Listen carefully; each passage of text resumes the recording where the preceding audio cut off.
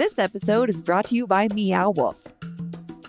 It's a great week to be a grown-up at Meow Wolf Denver. Enter the Adultiverse starting at 5 p.m. on Wednesday, November 20th to explore the multiverse, drink in hand. And don't miss Bedtime Stories, Meow Wolf's neo-burlesque variety show featuring outrageous performances guaranteed to raise smiles, eyebrows, and pulses on Thursday, November 21st. Find out more about these and other cosmically cool events at meowwolf.com. That's meowwolf.com. This episode is brought to you by Pine Melon. As Thanksgiving approaches, let Pine Melon take the stress out of your holiday planning. Pine Melon delivers high-quality meats, fresh produce, baked goods, pantry staples, and more straight to your door. No subscriptions required, just same-day delivery in a 2-hour window within Denver and Boulder. Go to pinemelon.com and place your order today. And to make your Thanksgiving even sweeter, use code CityCastDenver for $35 off your first order of $75 or more. Support local farmers and makers and save time this holiday season with Pine Melon. Today on CityCast Denver. Should those two rundown Victorians on Colfax and Franklin be saved? Does Elitch Gardens have any historically significant structures even though the park was built less than 30 years ago? And what role does a defunct rail yard play in current-day Denver? John Deffenbaugh, president and CEO of Historic Denver, makes a compelling case for looking below the architectural surface to understand why historic preservation is actually about shaping the future of this city. Today is Wednesday, November 20th. I'm Bree Davies, and here's what Denver's talking about.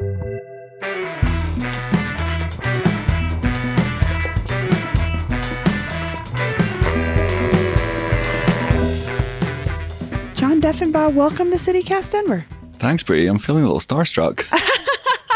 I guess I would say the same for you. I've talked to you on the phone about this topic that we both really care about, and I'm excited to get into it with you. Yeah, so good to meet you. So historic preservation, as you know, can be a very controversial topic here in Denver, and you're the newer head of this very big group that fights to preserve our history in Denver. And I'm curious if you could give us like sort of the too long didn't read version of your philosophy around what we preserve and what we essentially destroy. Absolutely. I think, buildings tell stories. They tell the stories of their communities, and then collectively they tell the story of our city and of us. And so I would always start from a point of view that building preservation is the right thing to do everywhere. And then you have a conversation about how it's implemented in each location. Buildings are so important. They anchor us. They provide an insight into those who came before us. They remind us of our history and some of the hard truths that we need to learn and remember from our history, particularly at times like now.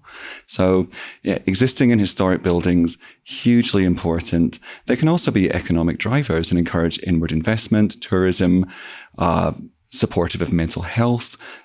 Very successful in many ways. When you say mental health, do you mean like how we feel when we are in our city with our buildings, or can you explain more what you're saying there? Sure, absolutely. If you're walking through an environment that makes you feel happy, makes you smile, gives you a skip in your step, and makes you want to carry on and go to work with a smile on your face, that's a good thing. And generally, when you experience those feelings, you're in places that you feel comfortable with. You're in an environment that you feel resonates with you. And older buildings are a key driver of that. That's a great way to put it. So we're going to get into some of these current sort of not contentious situations, but there's a couple of locations here in Denver right now that are in conversation. What are we going to do next?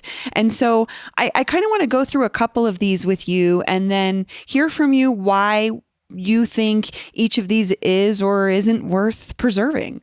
Let's start with the Zuni generating station or the Zuni steam power plant at 13th and Zuni in Sun Valley.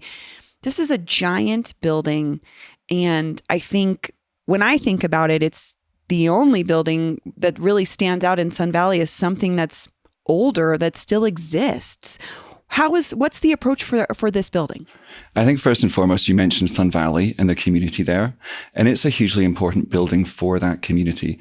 Those community members came to us, reinforced the importance of that building as an anchor in that part of the city, which is changing so rapidly. And really, our role is to support, champion, and elevate community voices. So when a community comes to us feeling so strongly about such a large and beautiful building, then it's really our role to promote them and to advocate on their behalf. Zuni is so fascinating. I mean, first of all, as you mentioned, it's huge. You can see it huge. You can see it from so many parts of the city. Its chimney stacks are actually on the city crest. If you look in the background, you see those two chimney stacks exerting themselves into the sky. Whoa. So yeah, really cool from that perspective. It's beautiful. It's got some wonderful brickwork. And because it's been built over several phases, there's different stages to its design. But I think most importantly, it's the building that literally powered the growth of our city for almost 100 years. Thanks to the electricity that building generated, Denver was able to grow. It was able to become the city it's now become. It also was one of the first examples to use AC current shortly after it was developed by Nikola Tesla. So, important technologically as well. So it has a lot of different reasons why it's important to us beyond just the place. It is a placemaking element of Sun Valley. Absolutely. And if you take that space and the fantastic scale of it, I'm from the UK. I lived in London for many years. There's a wonderful art gallery there, which is a power station. Then there's a mixed use residential development, which is another power station.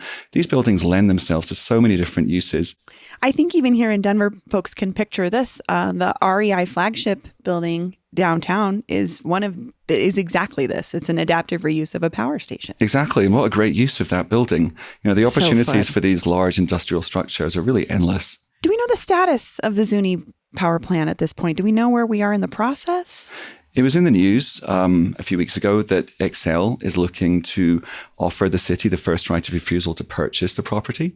So I believe the ball is in the city's court, and we're working with the city to support that decision-making process. Xcel has also said if they don't exercise that first right of refusal, then they'll put the building on the market for a limited period of time. If it's not successful, they'll seek demolition.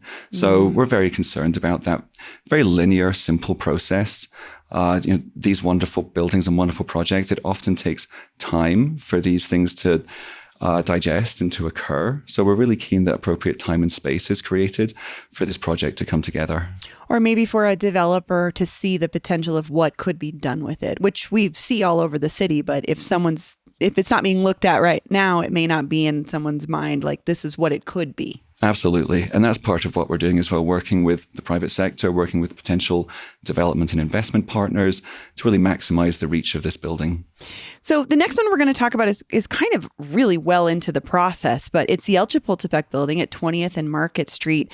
This one, I don't even know where to start with this one. I know from being a musician and married to a musician, the importance of this place, but everywhere around it has changed quite a bit.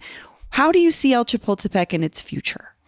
I mean, I'd say the fact that everywhere around it has changed quite a bit is the number one reason why we should retain part of this building as an anchor there.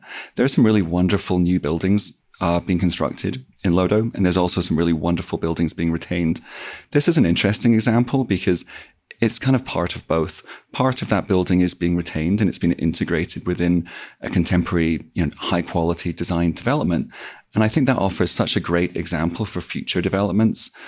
Really, it's a very specific example for a specific location. Some may think more should have been saved. Some may think none should have been saved.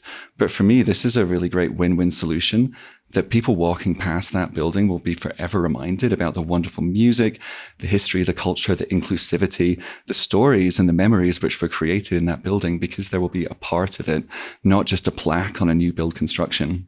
There was something here once. You didn't get to see it, but we know it was cool. It's kind of how I feel sometimes about the plaque part, Absolutely. I mean, without a building, a plaque, it kind of fills me with a bit of sadness. Yeah, no, I agree.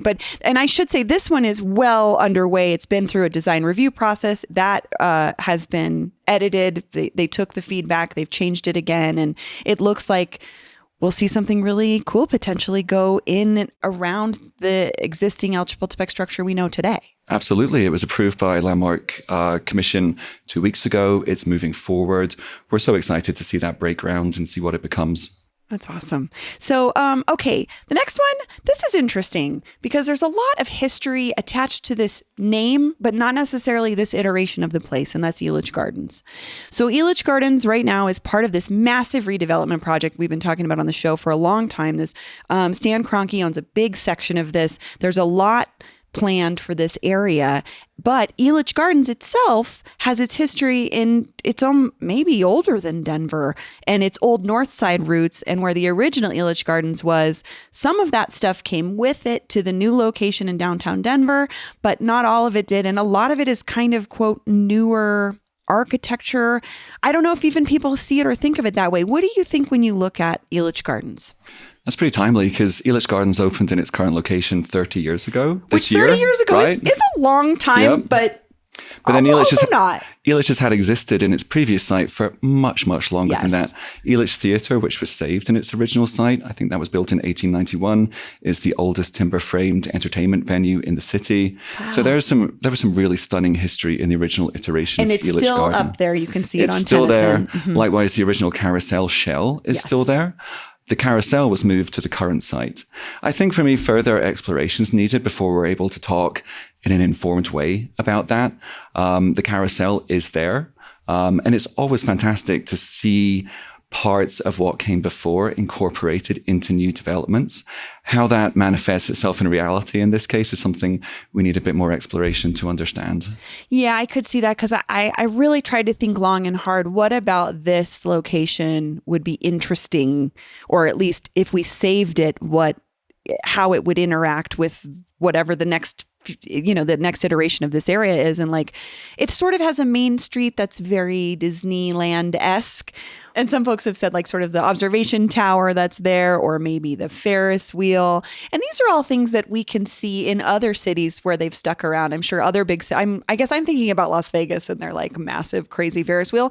But like, it wouldn't be outrageous to keep something like that and continue to build it into whatever the neighborhood looks like. Keep something, reinvent it, rebuild it. These things can be huge economic drivers as well. That could be an asset, an attraction for any location. So there's always opportunity.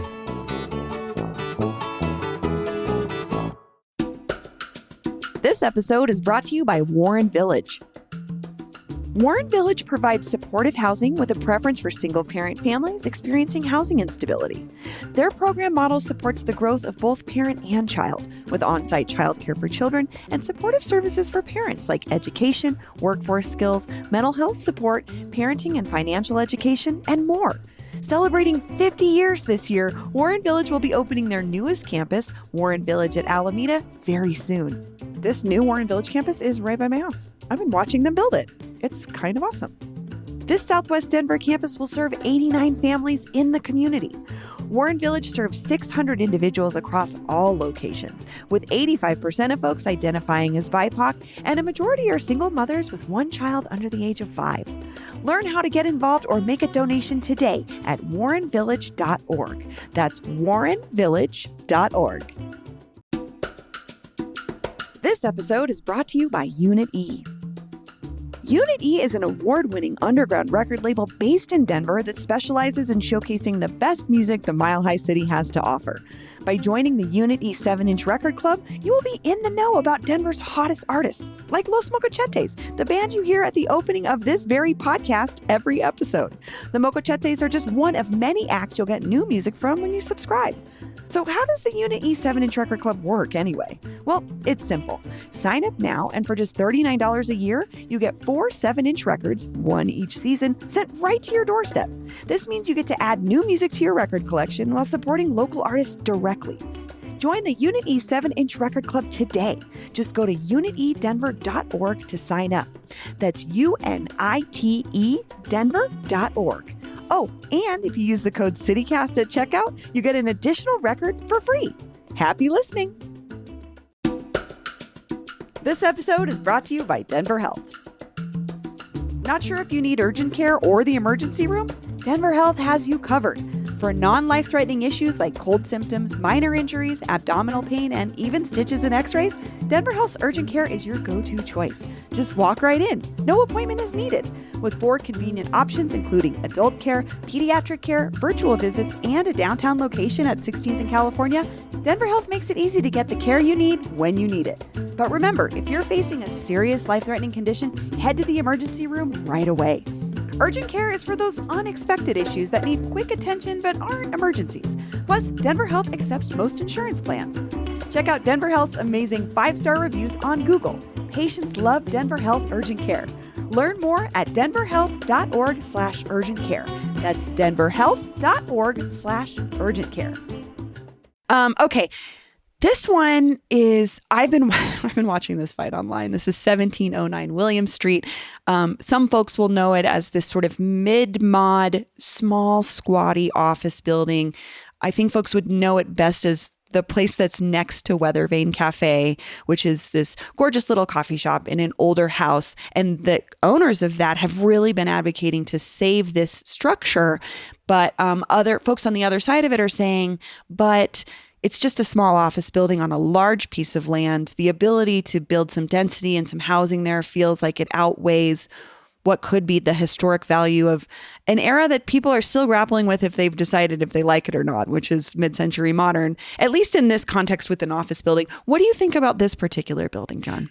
I think this issue is really tied up in a broader conversation in Denver about gentrification and displacement. A lot of the concern about the removal of this structure from the site is the lack of small business units and affordable business units.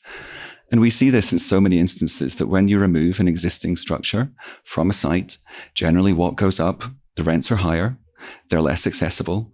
And I feel people are concerned about what that is going to happen in this situation. The building itself, I think you described it very well. It's certainly an interesting building. It is. I'm not sure it's the best example of mid-century modern we have in Denver. And for something to be landmark protected, it does need to be a very exceptional example of its particular style. So this is really a broader issue for me. It's about gentrification. It's about displacement. It's about rents going up, people concerned about change in their neighborhood. And there's certainly a lot of change in that neighborhood. Building preservation is part of that. But the tools that we have available to us aren't hugely applicable in this location. But we're absolutely there to support communities in advocating for sensitive growth, for development that fits in with their context. And also, I love the coffee at the Weather Vane Cafe. Can you get better? Me too. And I also think if I was a regular at Weather Vane or I worked there or I owned it, I would be like kind of bummed that a giant building might go right up next to me and shadow me a little bit. However, the plus side of it would be a ton of new business, a ton of more people that might be coming to my business. But I like the point that you're making is when we replace something, we aren't replacing whatever the socioeconomic structure is of that particular set of businesses or whoever owns it or whatever their philosophy is around rent and things like that. And it is hard. I can see the struggle here. And you're right. It's not necessarily about saving a historic mid-century modern structure because, again, I love this building, but it is not by any means a classic example of what makes mid-mod architecture really cool. You see the same situation with older buildings, older apartment and condo buildings. It's the same deal. When you knock down an older condo building, you're knocking down a building where the rent is much more accessible to people, $800-900. What goes up is inevitably more expensive, often thousands of dollars more expensive. So I think building preservation has a huge role to play in sustaining our existing affordable housing stock as well, because as soon as we knock a building down, we knock the lower rents down as well. I think that's a really helpful thing to think about because I've seen this argument get really nasty online about this particular building, which bums me out because I think the folks that want to save it have good intentions and the folks that want to see it replaced also have good intentions, but the nuance around what you're talking about is harder to get to sometimes when we're battling about it online versus just talking in person. Yeah, totally. I think that's one of the things I most appreciate about the El Chapultepec example, that we had so many good conversations with the property owner, and together we worked and we achieved what I hope is going to be a really wonderful outcome together through dialogue, discussion. Once the initial dust is settled, then the meeting of minds can generate fantastic outcomes. But everybody has to be willing to be together in this conversation. And I think that's sometimes really hard. Yeah, you've got to be willing to talk to each other. I said so many times when that situation was going through the press that good things happen when people talk to each other. Firmly believe in conversation, dialogue, discussion, and getting to know people and getting to know what their objectives are. And why they feel the way they feel. Yeah, because that's very personal. Absolutely. Once you understand why people feel the way they feel and you can start to find a happy middle ground, then that can be a really helpful place to get to. Yeah. So this next situation it includes two buildings on Colfax, aka 1600 and 1618 East Colfax. This is basically Colfax and Franklin.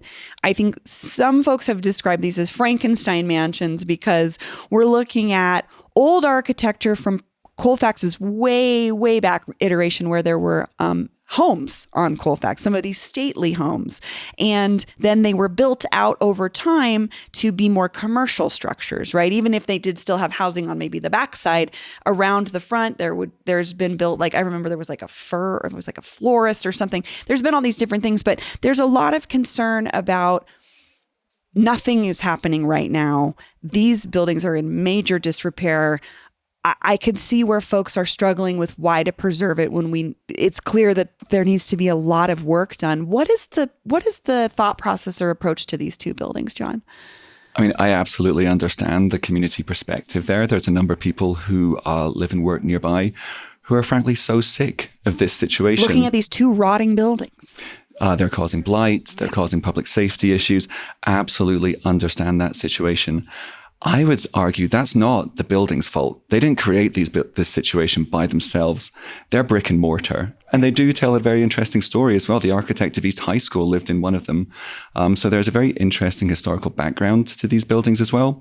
But first and foremost, they are legally protected. We're not talking about designating structures here or owner-supported, owner-opposed battles. These are legally protected historic buildings, and they've been that way for over 30 years.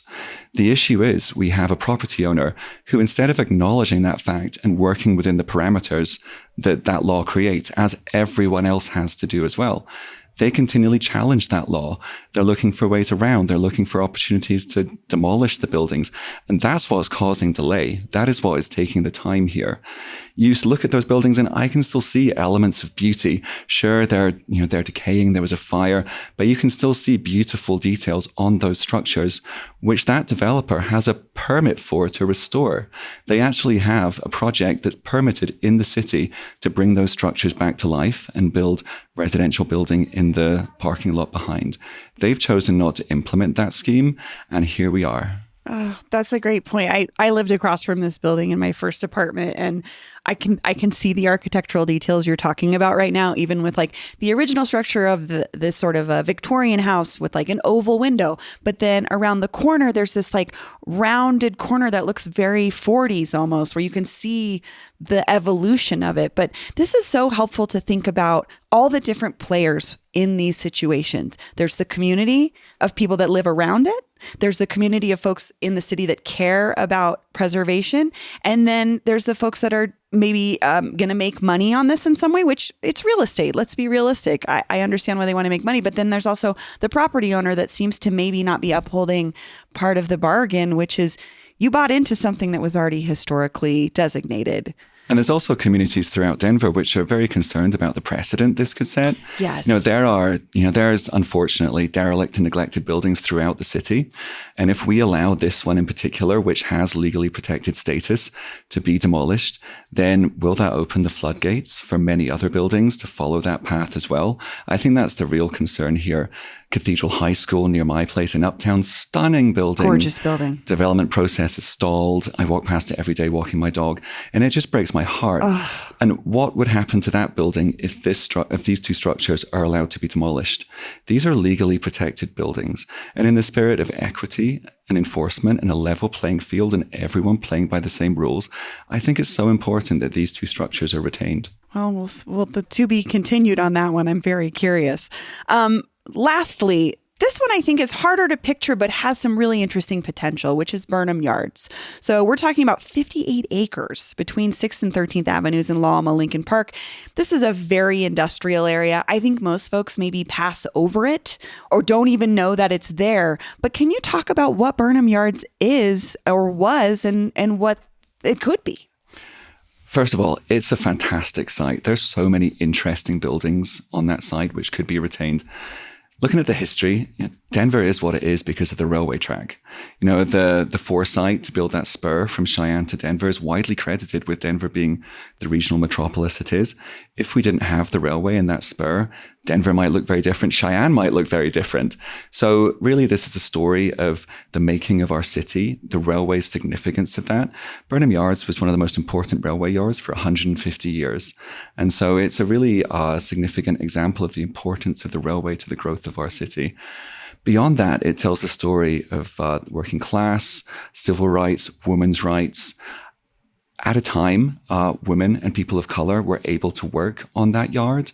So on one hand, that's a very interesting thing when it was largely impossible in other situations. Sadly, it was only possible because the organization was desperate because of a labor shortage and needed labor for their business to function. And they built women's changing rooms, separate changing rooms for people of color. So these buildings make us confront some very hard truths of, wrongs that were done in the past. Wrongs that were done in the past, wrongs that continue to be done to this day, and confronting those truths and reminding ourselves of those truths, particularly that they're still happening, is hugely important.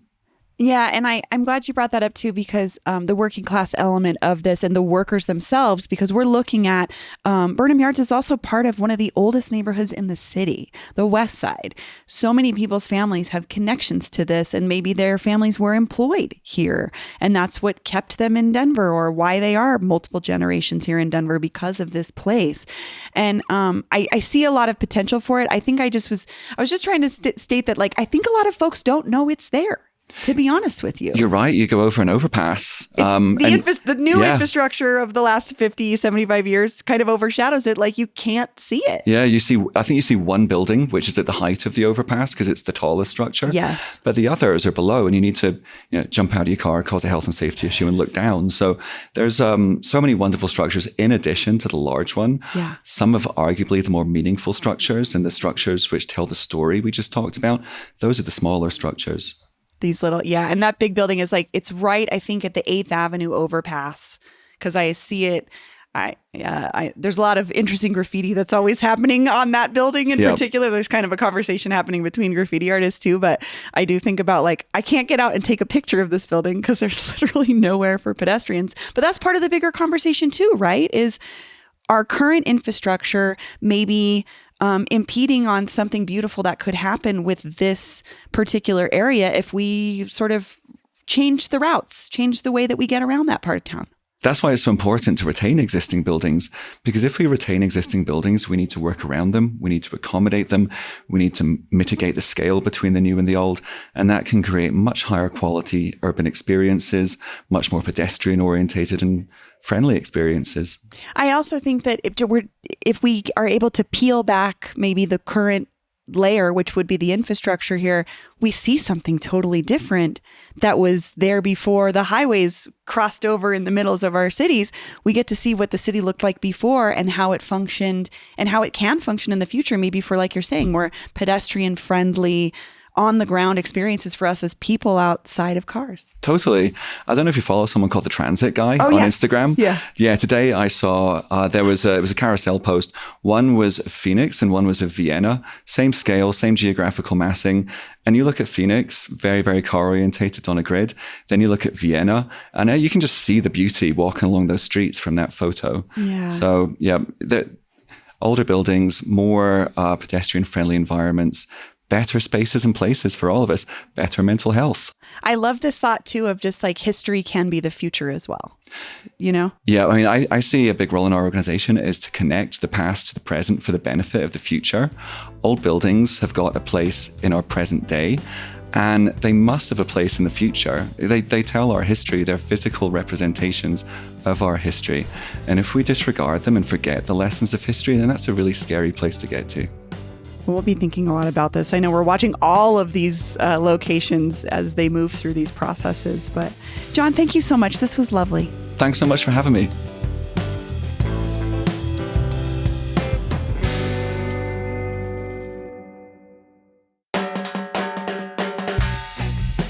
That's all for today here on CityCast Denver. If you enjoyed this show, why not take a minute to tell your favorite architecture nerd about us? Rate the show wherever you get your podcasts and subscribe to our morning newsletter and learn more about us at denver.citycast.fm. We'll be back tomorrow morning with more news from around the city. See ya!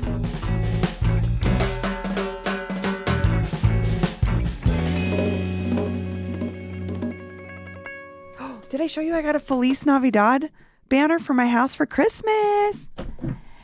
It's beginning to look a lot like almost time to decorate at the end of the week. I've been trying to hold off till Thanksgiving, but everybody else is ahead of me, so why wait?